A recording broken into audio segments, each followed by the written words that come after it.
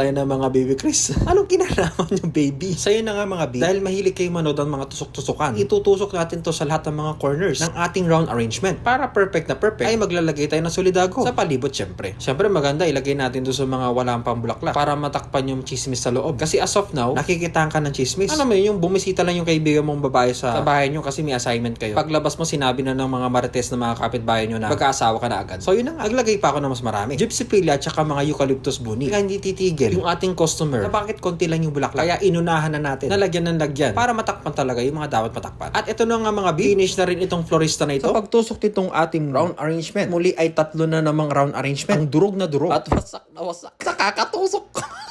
Pero okay lang yan mga B. Naganda naman si sir sa pagkakatusok ng ating mga bulaklak. Kahit hindi ko napagbigyan yung gusto niya, i-massage ko siya sa halagang 150. Ay okay lang daw kasi maganda naman daw ginawa. Kaya sa susunod mga B, 300 yung i-alok nyo sa akin para i-massage ko kayo. Uy, tutusukin ko kayo, sige.